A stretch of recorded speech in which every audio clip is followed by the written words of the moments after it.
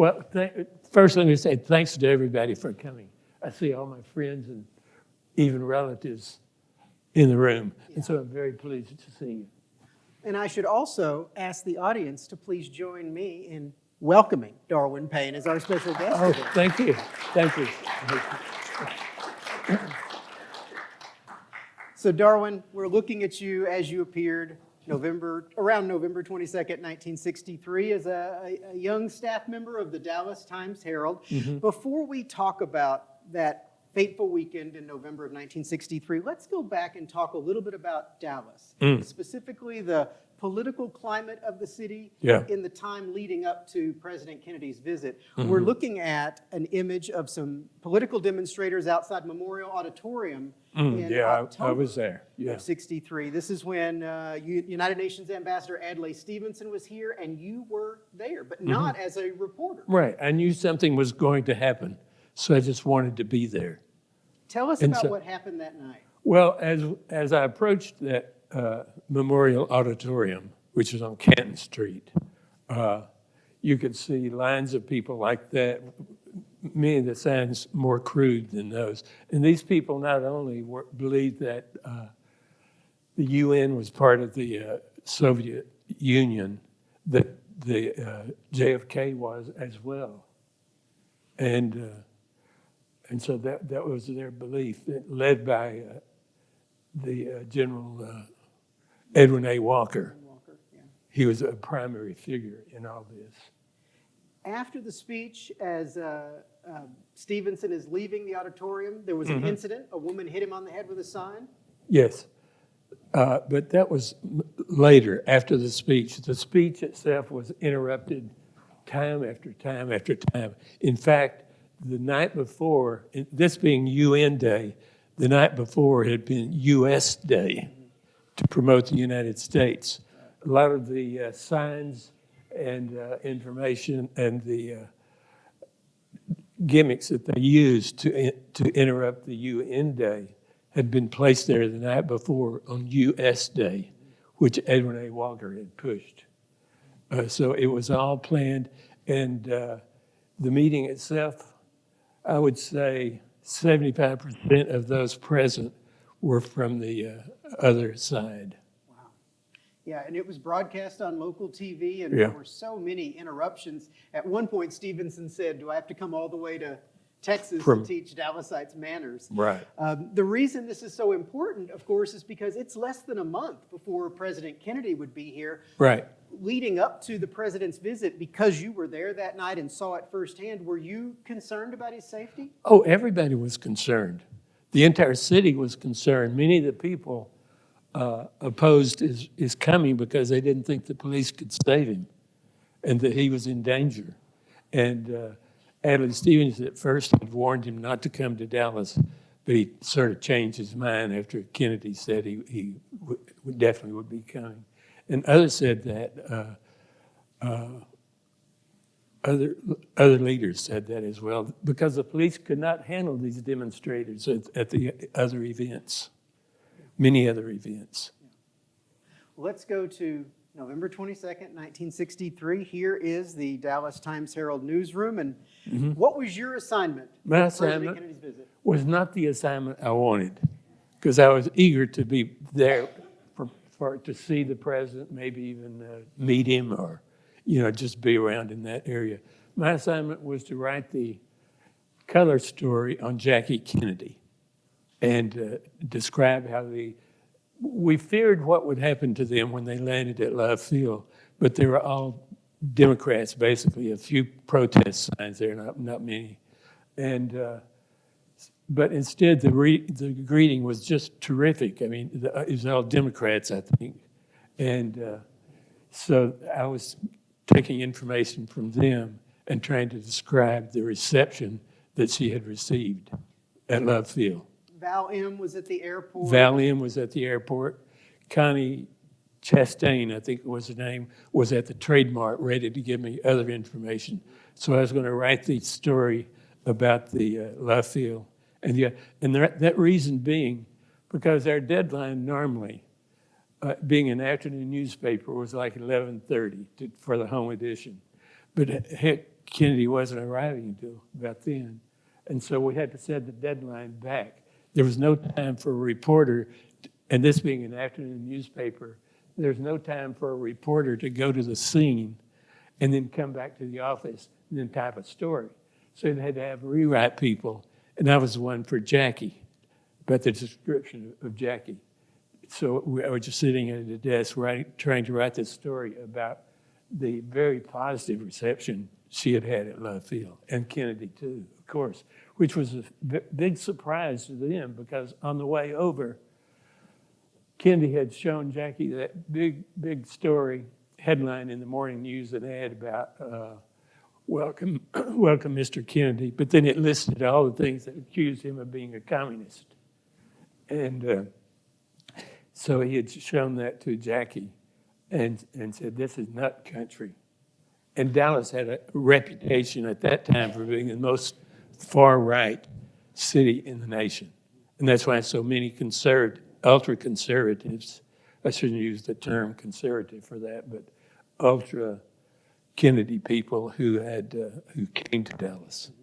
It was a very vocal minority of the city, but because they would come out for visits like Kennedy and Adlai Stevenson, it gave the city a reputation as kind of a toxic environment at that time, whether it was deserved or not. Right. City of hate and many other terms like that. So Dallas was in trouble with that. There, as I say, a lot of the people, main people, said, don't come to Dallas.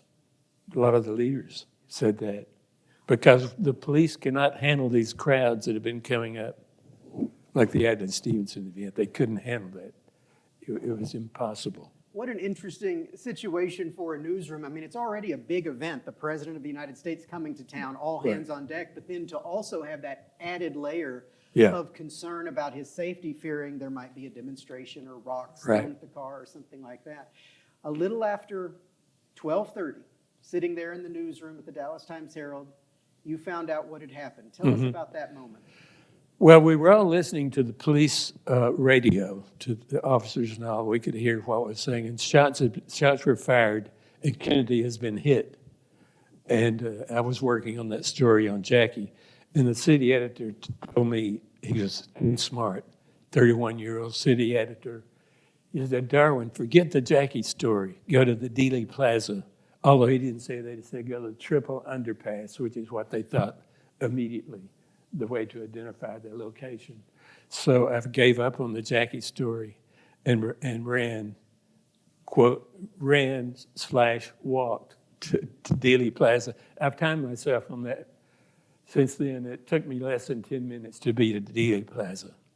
And that's where the scene of people in tears and not knowing for certain what had happened. But they had known that shots were fired, and many of them knew that the president had been hit. And a group of them, well, at first I tried to get inside the building, and I couldn't get in. They'd already blocked off the building. So because everybody was looking up to the top of the 6th floor, and because that's where the shots seemed to have come from. And everybody was expecting that. And I couldn't get in. They'd already closed it at that time. I got in a little bit later. But I expected that these would have been some of those extremists who had opposed Adlai Stevenson, that they had a small group of snipers somewhere, hidden somewhere in a high place, and that they had shot someone in there had fired the shots.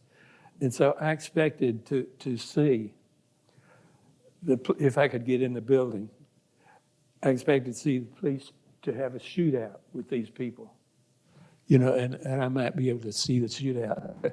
It's just funny that you would think you want to see a shootout like that, but that was my inclination. You certainly went from having an assignment you didn't want at the rewrite desk to being right in the center of activity. I was the first one to be sent to Dealey Plaza, and Paul Rosenfield accompanied me, though he was an older editor. Yeah, it was different, yeah. You encountered a couple of ladies that worked at Jennifer Junior's at the Daltex building at 501 Elm, and what did that lead to? They told me they were crying vociferously And they tell me that, no, he's dead. We know he's dead. We were with our boss. That would be Abraham Zapruder. And he was right there taking pictures, close-up pictures, and he saw his head explode. And he had a camera with him. I said, oh. And they told me they worked with Abraham Zapruder in the Daltex building, which is right across the street from this building. And I said, well, heck, put me to him. And so they led me over to Abraham Zapruder's office. And he was not there yet because he was hanging around, I guess, the Dealey Plaza. But he soon came in with his camera, placed it on top of like a 5-drawer box, filing cabinet. Thank you, whoever that was. This is Zapruder right here. We're looking at on the right in the bow tie. Yeah. Exactly as he was when you met him that day. Right. What did he tell you about his Well, we were watching on his big office, outer office, TV, Walter Cronkite talking about it. The fact that the president had been shot was true and all that, and they didn't know what his condition was, probably serious and all that. But these women and Zapruder, when he came in, he said, I can't talk now, I can't. He was just in tears even with that camera as he placed it up on the filing cabinet. He's dead, I know he's dead. All on TV, they weren't saying that. Walter Cronkite wasn't, they didn't know for sure. And he said, I saw it hit him. I saw it, I was standing right there. I saw it with my camera, taking pictures, and I saw his head explode like a firecracker. Said he can't be alive. He's dead. He was in tears. He loved Kennedy as a politician and as his president. So he hung around, and I talked to him, and we talked as we watched TV for probably the next hour. I think it was about that time.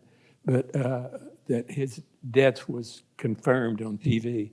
And soon after, well, before that, I called the president of the Times Herald. I'd never met him, James Chambers, and told him, look, I've got a guy here, a man here, and who has a camera, moving camera. He was right next to the scene, and he saw everything happen, and he thinks, sure, it's on his camera. I think we ought to send somebody down here to get him and bring his camera. He wants to give it to the Secret Service or the FBI and assure him that we have contacts there, that we can take him to them, but we would see sort of what might be in the camera then. So, no, he wanted to give it straight to the Secret Service or the FBI. And the Secret Service showed up there, right? Later on, yeah. But Chambers, I called Chambers and told him, and he talked, and I listened in on the other telephone. And he told him we would pay money for the pictures. Didn't say how much because he didn't know whether the pictures were good. Neither did I for sure know that either. But and I urged him to send a car down here with Times Herald on the side and say, we'll get the camera and we'll get Secret Service and all that, but he wouldn't do that. And so...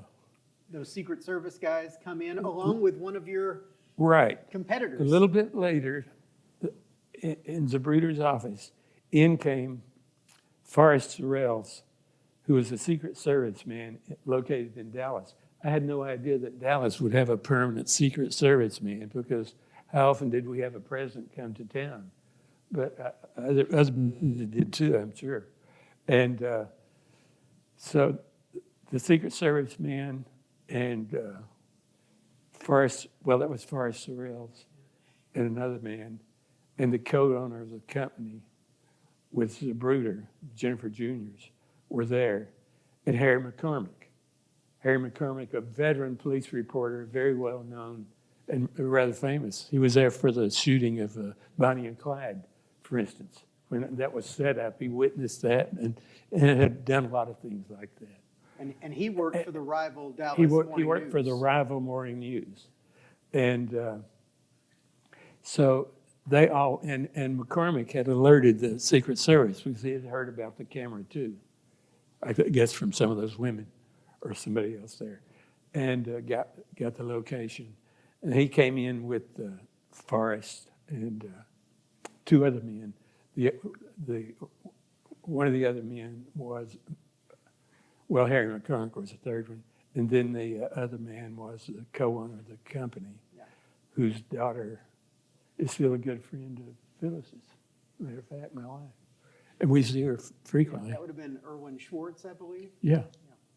And, isn't that right? Yeah, Schwartz. Yeah. And, But they wanted to go in Zapruder's office and talk to him, and they were not letting you in. And McCormick, having brought the seniors, went in with them, and I went right behind him. They said, "Wait a minute, you can't be here." I said, "Wait, this is Harry McCormick of the Dallas Morning News. If he's here, I've got to be here." So they kicked McCormick out too. And so we waited for them to finish, and then they left with the camera, and they went to the Morning News, and they couldn't get it developed there either. Neither could they at the Darwin Herald for a moving picture camera like that. But then they went to Kodak and had the film developed. Yeah. After leaving the Morning News, they did stop over at WFAA. They couldn't help him either, but that's when this was taken. Zapruder very briefly appeared on WFAA Channel 8, talking here with program director Jay Watson. So this is just a short time after he left you. So Darwin, you leave Jennifer Junior's, head back over to the Texas School Book Depository, and this time you actually get an invitation to go inside the building. Well, yes, I did, but not while I was at Jennifer Junior's. After you left. Yeah, I came back to this building right here. And the situation had changed. You could get well, upstairs. Because Tippett had been shot. So a lot of the reporters who were around had run over to Oak Cliff to see what had happened. Well, John Shulkoff, who was featured with you, thought that was there at this building by then. He said, one of us ought to go over there because the police officer has been shot. And I said, well, I don't want to go because I think they're still here. They haven't been arrested yet. I want to see what happens there. That could have been connected to it, possibly likely. So Shulkoff did go over there himself. And I stayed and soon was taken up to the 6th floor of this building with Kent Biffle of the Dallas Morning News, a friend of mine that I've worked with at the Fort Worth Press. And well, there we are outside the building too, waiting. That's you holding your notebook that's me on the right-hand side. That's Joe Sherman next to me with a cigarette. He was a reporter at the Times Herald too, education reporter. And so, I was taking notes about and these are police detectives. That's Marvin Johnson. They're taking evidence out of the building. That's the brown paper bag allegedly used to take the rifle in the building. Yeah. Now, Darwin, was it commonplace in those days for the police to just invite reporters into a crime scene, or was this a special situation? Well, of course it was pretty special, but I think they would have. For instance, if they arrested somebody for a crime that you were interested in as a reporter, you could tell the detective in charge of the investigation, well, I'd like to talk to that person. They'd bring the person down, and you could interview the person himself or herself. And that was common. Yeah. It was just a very different atmosphere. I've heard stories about reporters being used to type up confessions from suspects or going out on patrol. I never knew anybody who typed up the confession, but we were always asked to sign the confession and say that it had not been beaten out of the suspect. Yeah. Okay. Right. We did that routinely. Yeah. Although we hadn't watched the investigation. We just did it by faith. Right. Would you say that camaraderie, that cordial relationship between the press and the police, did the Kennedy assassination kind of start changing that dynamic a little bit? Not that I know of. Okay. It might have, but I'm not aware of it, really. Because I did cover police like 2 days a week anyway. Yeah. So let's go upstairs in this building where we are today. There is the 6th floor. That's Carl Day, head of the crime lab, pointing out to reporters where the rifle has been discovered not that long ago. Tell us Well- about what that was like. I'm not sure that that's where the rifle was discovered. It's where the shells were discovered. This is actually in the northwest corner where this particular photo was taken. But he Okay. would have taken you all around the floor to see Yeah, the and he different showed scenes. us where the rifle had been hidden under Right. a stack of boxes Yeah. towards the elevators. Yes, northwest corner of the building. That's what this is. But then you also got to go over to the sniper's perch in the Right. southeast corner. Looking out that window, I suppose. And you could see, and I had quite a bit of experience with a rifle, having gone through the Army and shooting that distance at targets, which you could hit pretty easily. I mean, practice range would go up to 500 yards, and this was only 150 or 200 yards. So, and Kent Biffle of the Morning News was a good friend, and he was right behind me in the line of us. There were about 6 of us got to take turns looking out the window, and just like that, and you could see it wasn't that bad of a shot, because it's slanted over where you're keeping your rifle exactly in that, pretty much, instead of somebody just passing by and you trying to fire it like that. So it didn't seem like a difficult shot to me or to Kent Biffle, who had also come out of the Army. So with this rapidly changing assignment, you go from the rewrite desk to talking with Abraham Zapruder to touring the Texas School Book Depository. And then after this, you go back to the newsroom, and then soon you're dispatched to Oak Cliff. Yeah, to 1026 North Beckley, where Oswald had been staying there for the past 6 weeks, I think it was, something like that. And so I was able to go in and talk to, this was a rooming house. The owners lived in part of the house, but there were a lot of roomers there, men, workers, generally workers. And I interviewed them and found out a lot about Oswald, the type of person he seemed to be to them. He didn't talk to anybody there, hardly ever. He didn't sit down much and watch TV with the rest of the guys. There'd be 7 or 8 there. He might watch part of a football game, but he wouldn't stay. He wouldn't talk to any of them. And they could hear him speaking on the telephone in a foreign language. Occasionally he would get there. And the foreign language, we figured, was either German or Russian. And we figured Russian. And that would be him talking to Marina, wherever she was at the time, trying to get her to come back to him, because she was already irritated at him. He hit her every once in a while.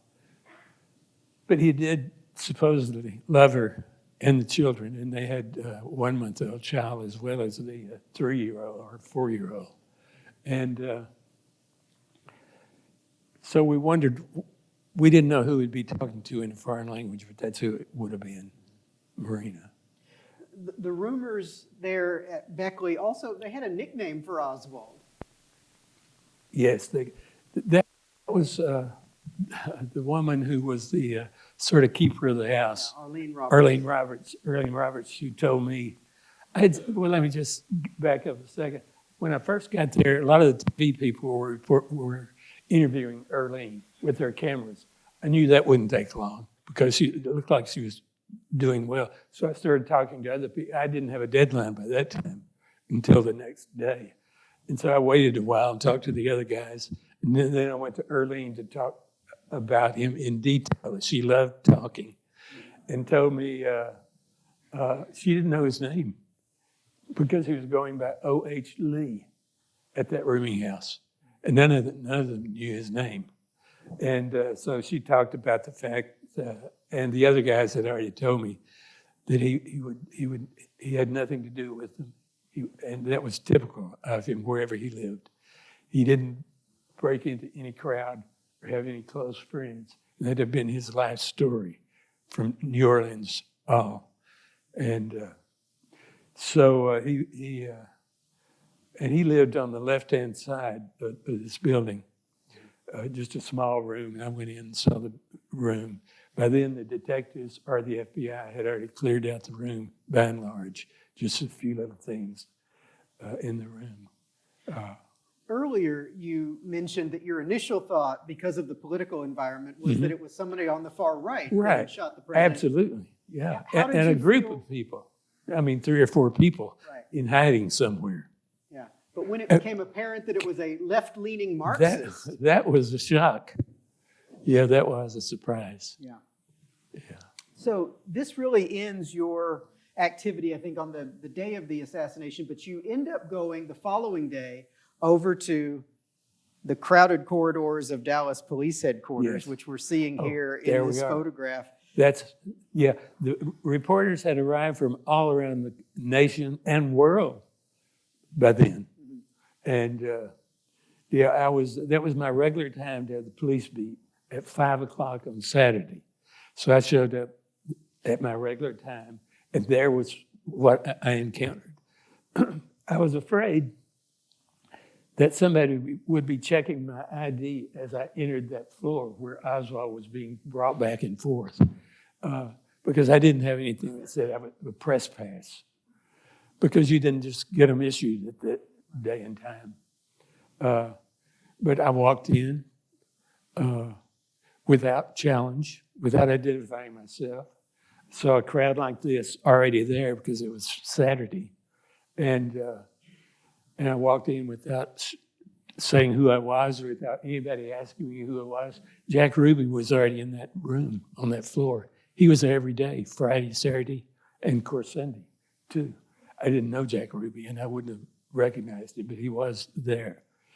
And I think it was on that Friday night, he even arranged an interview with Henry Wade for a reporter from out of town. Just brought the two together because I guess Henry knew him. And because I don't think Henry went to the Carousel Club, I knew him. And we were in the same church together. As a matter of fact, Henry Wade, Jim Lehrer, myself, and Vivian Castleberry all belonged to First Community Church. That's right. Yeah. That's right. The atmosphere we're talking about at Dallas Police Headquarters, in the center of it, and literally in the center left of this photograph, we see the back of Dallas Police Chief Jesse Curry. Yes, and there was this moment or a similar moment you observed. Tell us about Chief Curry and what's happening in this picture. Well, it was so crowded that you hardly had room to move, and you couldn't hear everything from the back of the third floor where all the detective officers were located. You couldn't hear all the way up to the homicide office outside where the interviews, by and large, would take place, and in front of the TV cameras, too. And in fact, they would always point to the TV people who had their cameras on, and they were talking to the whole nation and not talking to reporters like me. We were standing there getting their comments as they talked on TV. And that was really a changing place for TV. I mean, the assassination was. It had only been a few weeks ago, I think weeks rather than a few months, that the NBC, ABC, CBS networks had gone to a 30-minute coverage. Right. Before that, it was just 15 It minutes was 15 minutes before that.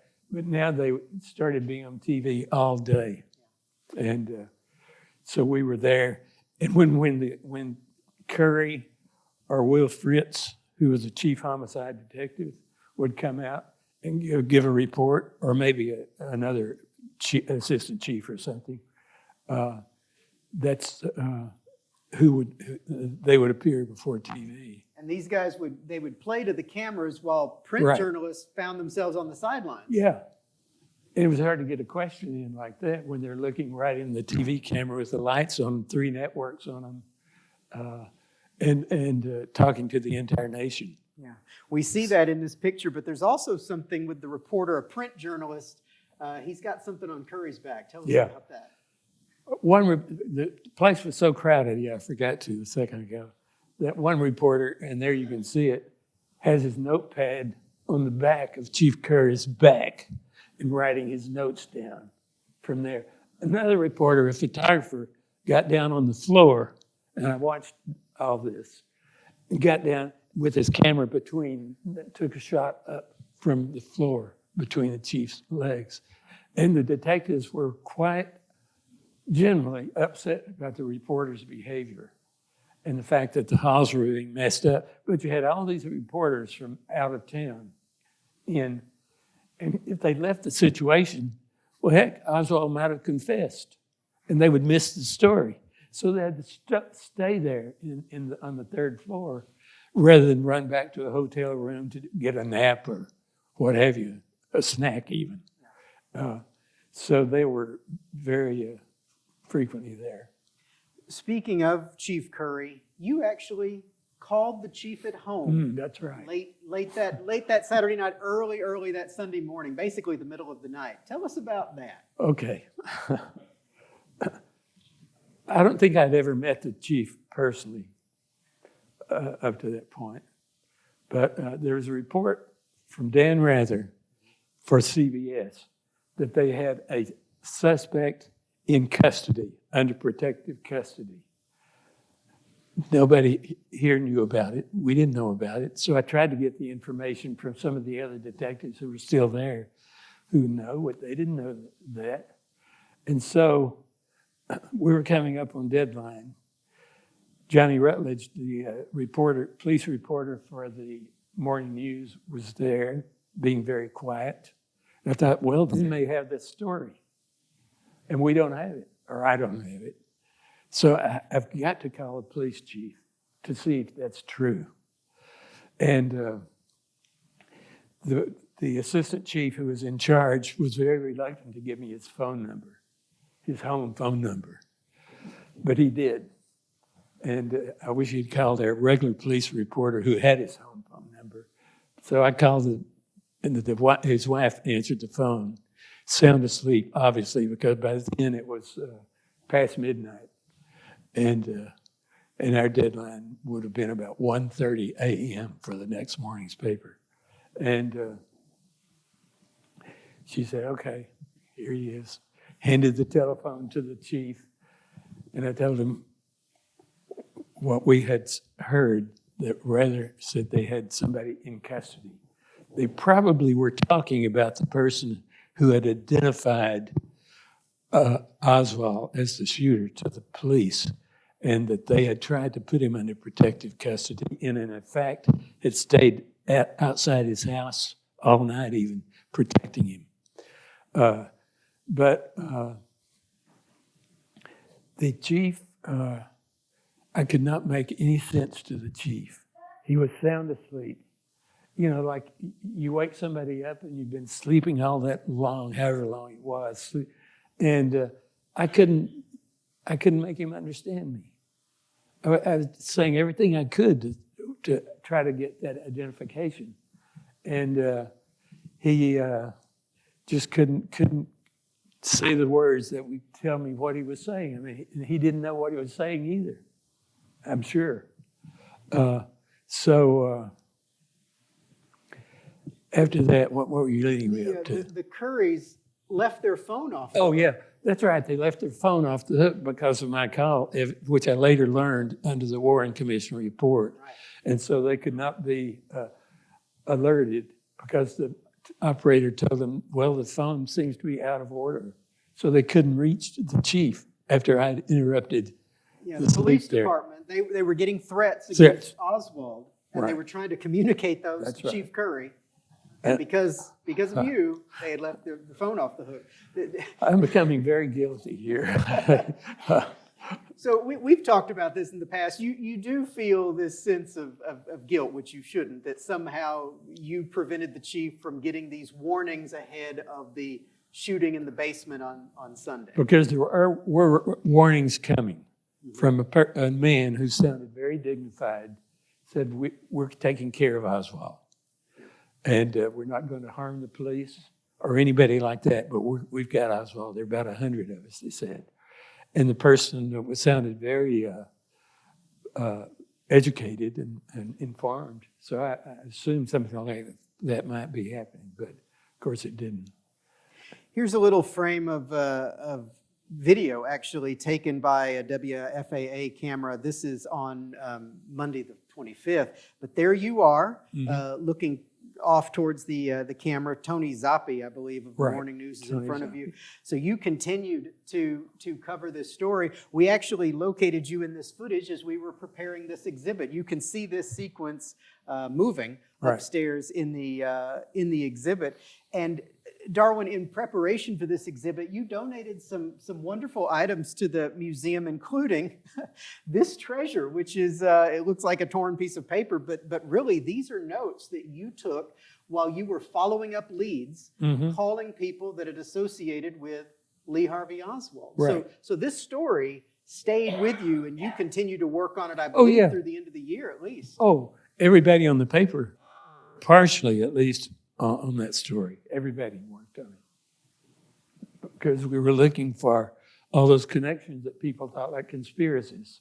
Especially, and we figured, well, heck, it might have been a conspiracy. But we didn't know for sure. Of course, after you were a journalist, you became a prominent and well-respected Dallas historian and author. I wonder if your appreciation for history, your dedication to history, did the assassination have anything to do with that? Yeah. Well, I was always interested in history and knew about previous assassinations. But perhaps. You certainly thought about history that weekend, didn't you? Oh, of course. Yeah, I knew history was being made. And I wanted to be a part of it, really. That is, discovering things about it and getting to know details about it. So, yeah. And I thought that was a big burden. And I felt that burden. You taught journalism for a number of years at SMU. Right. Would you share your experiences from the Kennedy assassination weekend with your students? Yes. And how, year by year, as the assassination slipped further from memory, how did they react to you being one of those reporters? It didn't seem to surprise them. Yeah. They may have thought I was lying. But I don't think so. Yeah. Speaking of SMU, at the 30th anniversary, back in 1993, you were responsible for gathering this large symposium reuniting many of the local and national journalists who covered this story. That symposium is actually available on C-SPAN. You can watch it online. And this is a book that came out of that symposium in 1993. Darwin, I want to ask you about that symposium, in that having all of these reporters together 30 years after this happened, what was the consensus at that time as far as Oswald's guilt versus the possibility of a conspiracy? Because this is decades later after books and Oliver Stone's film. What did they think? We tried to get a perfect answer from all of them, but we couldn't get everybody. But it was about half and half as to whether or not it was a conspiracy, or a little, just more than 50% thought it was an individual like Oswald. Others thought it might be a conspiracy. And now the American public, the last polls I've heard, think that it was a conspiracy. But there is no evidence of that from anybody who has spent any time studying the basic facts of it and all the research that's been done. It was one single individual. And there are a number of books that are reputable. But you see on the internet all sorts of things about conspiracy theories, and I generally look at them just for the fun of it. And But nothing's ever swayed you from the idea that Oswald did it by not himself? at all. Not at all. You were given question cards when you came in today. If you'll fill out a question for Darwin and pass those to the Good, end of I'd your like rows. to hear him. Carol? We'll collect them and go through as many as we can. Darwin, There's Carol. Let me see what Carol said. well, hang on. We'll collect them and, and go through them in just a minute. Well, that's But a favorite reporter of mine.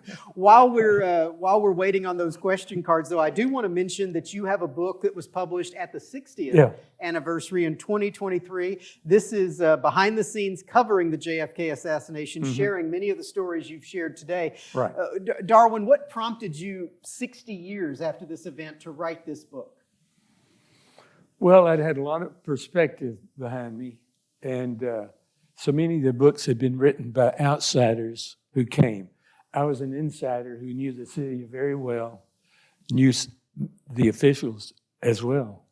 And so I thought I could have a better story of how a local reporter covered the assassination, not an outsider who'd come in for 1 day or 3 days to do it. But I had a better sense of what was happening and what had happened, I thought. We were talking earlier about your visit to the exhibit and looking at the 4 journalists who covered the story. And when I asked you how it felt to be one of the stars of this exhibit, you said it felt lonely. And I want to touch on that because, as we discussed, 62 years on now, you are one of the last surviving journalists who covered the assassination. Do you feel a burden of history as a result of that? Yeah, I do. Yeah, I do. And I generally respond to all requests for conversations or appearances. So I feel a burden. In doing book talks, promoting this book over the last couple of years, what kinds of questions do people typically ask you about? Whether or not I thought it was Oswald alone. Okay. We'll see how many of those we get And there may be today some. here. There are lots of people who studied it who think he was not alone, but they haven't studied it very far, I think. Yeah. But ask any of your questions about that if you like. Does it surprise you that all these years later, there still remains such intense interest in this subject? Because all the substantive studies that have been made of it, including the Warren Commission for all its several mishaps, have concluded that Oswald was the lone one. Some of the best books you could get. One is strange. Norman Mailer wrote a book, Yeah, Oswald's. Oswald's Tale, which is a terrific book. He spent a lot of time studying it, going to the Soviet Union or maybe Russia by that time, Soviet Union, I think, and looking at the KGB reports on it and talking to people who knew Oswald there. And Oswald had become somewhat friendly in the Soviet Union. And he met, of course, Marina there too. And so that was a lot of good information that came there from him. You partially addressed this first question, which asks you to name a few of your favorite Kennedy assassination books. You mentioned Mailer. I assume we'll include your book in that list as well. Are there any others you would recommend? Yeah. I've got a number of them mentioned here, I think. Let me, if you don't mind. Sure, yeah, you take your I time. thought This is your might show. not be asked.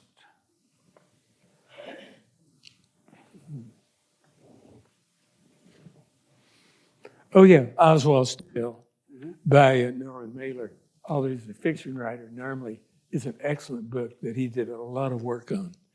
And spending time in the Soviet Union, where Oswald lived, talking to people over there, having an interpreter, living for about a month with Marina and her family, with a Russian interpreter, although she didn't need one, actually. Many of you know that right after the assassination, Marina worked like at the Army-Navy store right by SMU. And you could walk in at any time. If you could recognize her, you'd see her waiting on customers. And I did go in and do that, but I didn't bother. Although I had got into her house, as you know, before. It's funny, you have precognition because one of these questions was about Marina Oswald and your encounters with her. So you're just, you're addressing the questions before I'm even asking them, which is terrific. There are a couple of questions that ask specifically about Jack Ruby shooting Lee Harvey Oswald, how you found out about that and whether you did any coverage of that. Well, yeah, the coverage I did, I saw it on TV. I was not there in the room. But I talked to a lot of people who knew Ruby immediately and got a lot of information about his personality and how sort of ruffian he was and what he did, owned the Carousel Club, and knew a lot of police officers because a lot of police officers went to the Carousel Club. And he made it a point to meet police officers, and police officers generally were interested in the acts at the Carousel Club. So that would be no surprise. What would you say to journalists in the future, students of journalism today? Without getting political, the question is really about the state of journalism as it is today, and your thoughts as a veteran reporter. Well, newspaper journalism is dying, of course. You know, like you see the Dallas Morning News, if you get the home delivery, which I do, and also get it on the internet. And it's so slim, and it has people who haven't been there for years at the paper. Some of the editing is done elsewhere, I've understood, like down in Houston, where the Hearst Corporation has the Houston Chronicle, and they also own the Dallas Morning News, and they may send some of their stuff to be copy-read down there. That may be, I can't confirm that. But I think it's mainly the internet where people are getting their news, or TV news. I get a lot of it from TV news on good stations, like MS Now, CCN, those in particular. Do you have any advice or words of wisdom for future students of journalism? Well, you gotta realize what the present scene is, that it's mainly TV news, not newspapers, unless you're the New York Times or the Boston Globe or papers like that, because the morning news is now only a few pages if you get home delivery. And there are only about 2 houses on my street, I think, who get home delivery. Yeah, unfortunately. But the advice, well, most of them are turning to TV news, not print journalism. And so, of course, I haven't taught now for 2 decades. So, but that's a transition that we were just talking about that really sort of started with the Kennedy assassination, the first 24/7 news cycle, at least as far as breaking news was concerned. right, that's correct. This is asking you to speculate a little bit, but Okay. Do you think maybe Chief Curry had something to drink before he went to bed, and that's why it was so difficult for him to wake up? I doubt it. Okay. I really do. We were trying to make you feel less guilty Yeah. about calling him on the Yeah. phone. I think he was too busy all that time to have any drinks, even in his own office, because he was working out of the homicide office a lot. Right. All right. Last question here Okay. for you. Few people today remember the Kennedy assassination. What is the one thing that you would like young people, non-rememberers, to know about the subject? Well, I'd like for them to know about the general situation in Dallas, the mood at the time, which was very extremist to the right, and blaming Kennedy for being a communist and all that. And a large part of Dallas held that point of view.